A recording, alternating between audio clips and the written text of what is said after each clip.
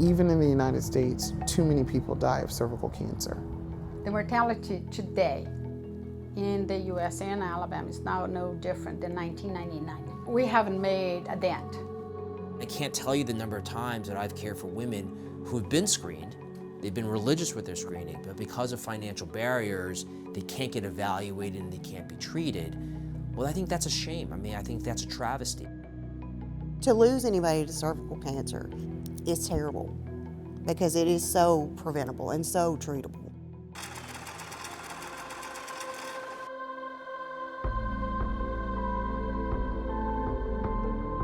Historically, Together for Health was really created to build consensus around HPV and cervical cancer prevention outside of the US.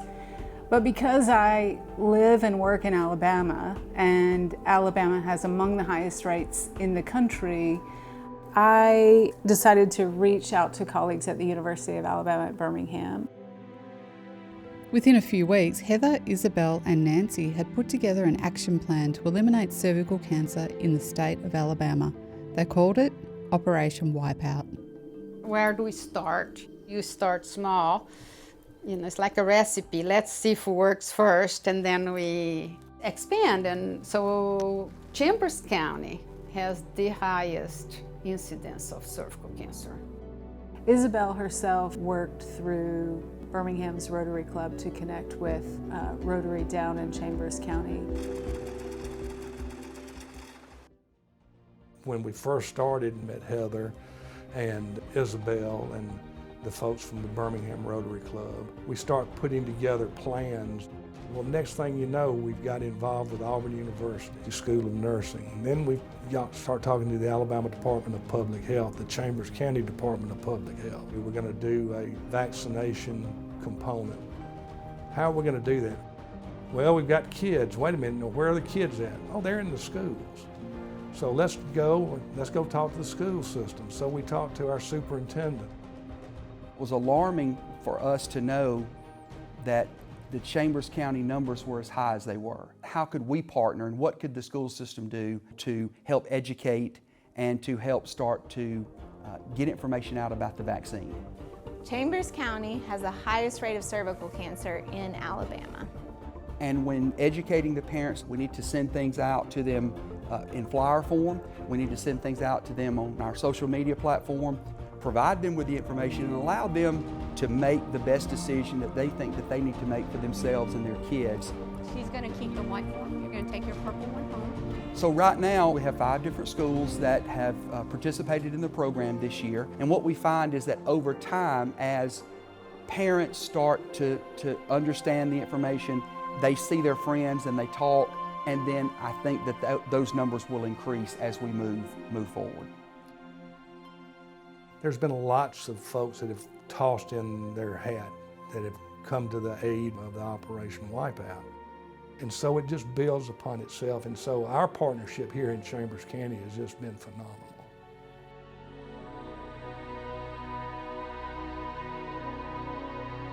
Having successfully made an impact in Chambers County, Operation Wipeout could now expand statewide by bringing together a number of organisations united under the banner of Operation Wipeout.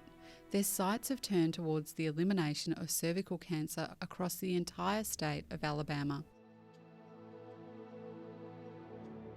If I can see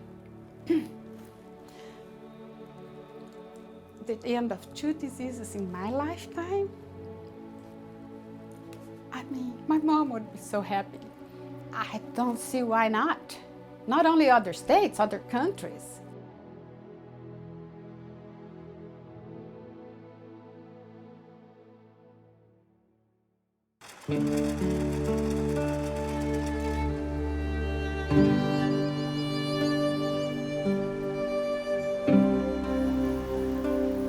We are in the southernmost part of Texas, right where Texas, the Gulf of Mexico, and Mexico meet. We are in some of the poorest counties in the United States, and so obviously our population is overwhelmingly low income and has a low health literacy rate. Additionally, more than 90% of our population is Hispanic. We have folks who've not been able to get seen by a doctor in many, many years. And that's why we have a population that has one of the highest cervical cancer rates in the country. In the US, whenever I see a patient who has advanced cervix cancer, most of the time they've had screening at some point, usually a Pap test or HPV test that was abnormal, but then they didn't have access or have the resources or the knowledge to come back in and to be navigated to an appointment to get treatment for pre-invasive disease. The main barriers here in the Valley are several. One of the things that is obvious here is that a lot of people live in the shadow. There are people here who are undocumented and are afraid to access health care. Transportation is another one.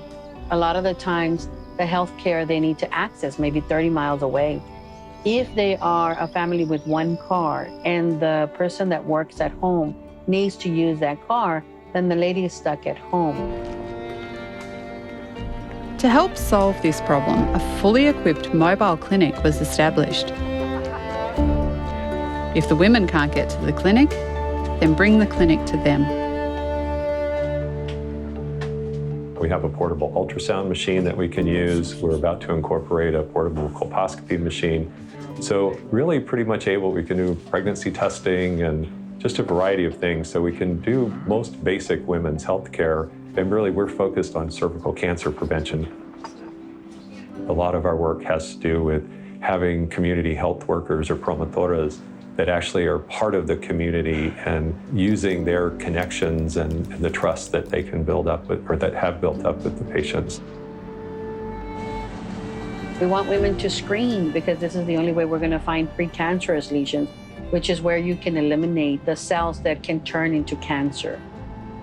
We particularly looked at women that had not had a pap smear in greater than 3 years. And then we reached out to them via phone and encouraged them and educated them on the importance of screening.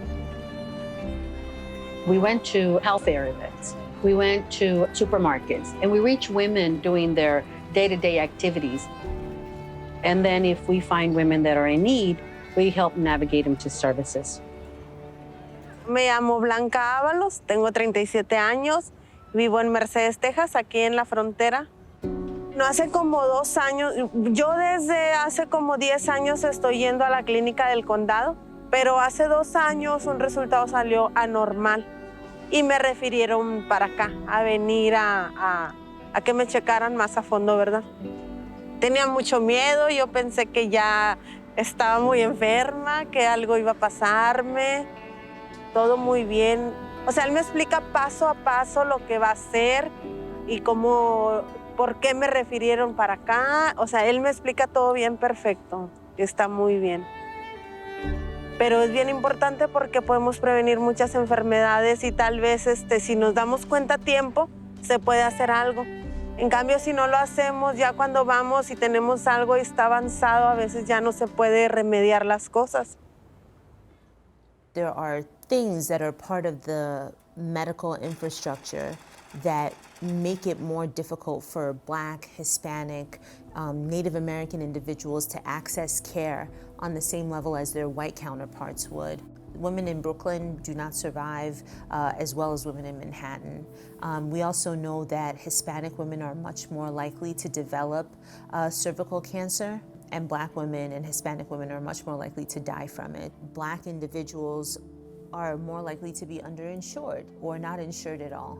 And that's the same for Hispanic populations. And it's due to, unfortunately, the history of this nation, whereby those individuals have not been able to have the same opportunity to get jobs, amass wealth. So we have a lot of things in place that are preventing people from getting the screening that they need. And the same thing when it comes to treatment. We know that Black women are less likely to get their results, especially if they're abnormal. So a lot of women think, I didn't hear from my doctor. Great, no news is good news. Absolutely wrong.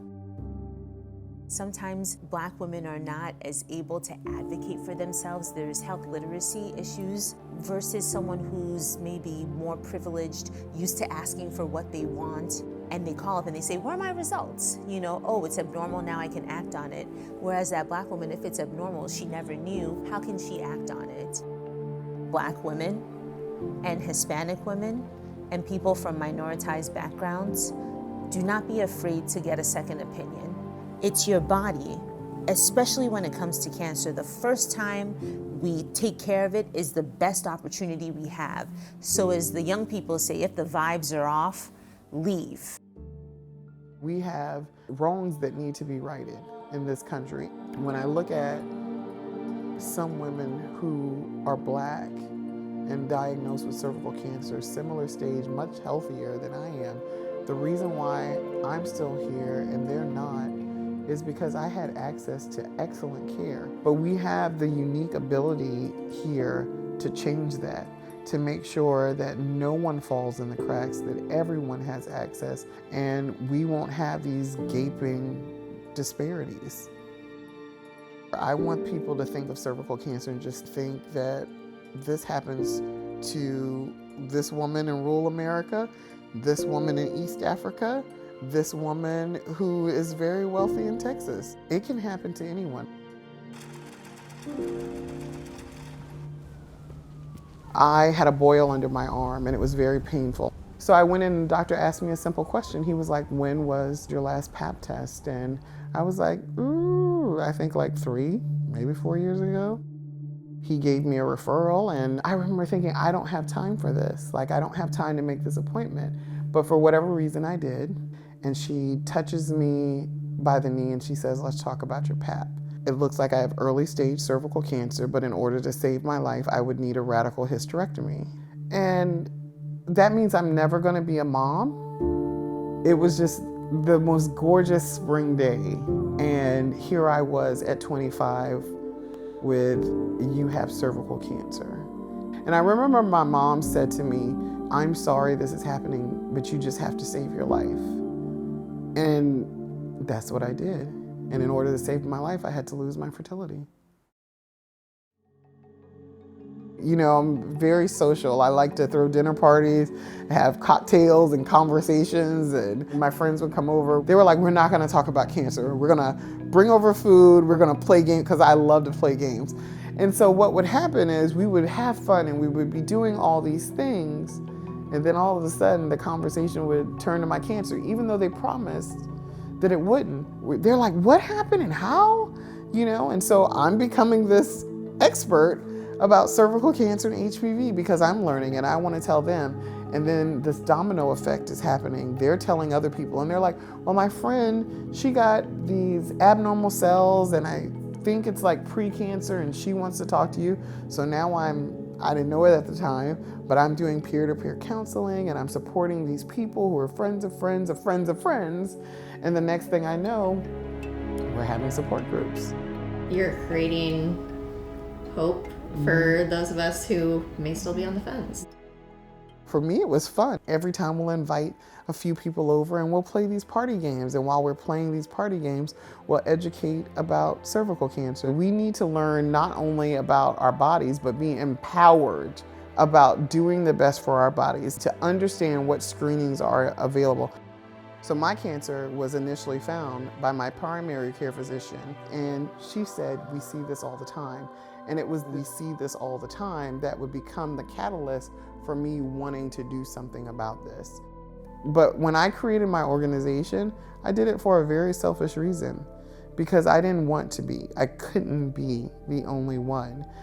I became a survivor the day that I was diagnosed. And survivor, spelled C-E-R-V-I-V-O-R, I want people to know that you are a survivor, that you are informed, you are empowered, and most of all, you are alive. And if it comes to it, we'll hold your hand even on the last day. And I think about Holly, I think about Jillian, I think about Tialita, I think about Becky.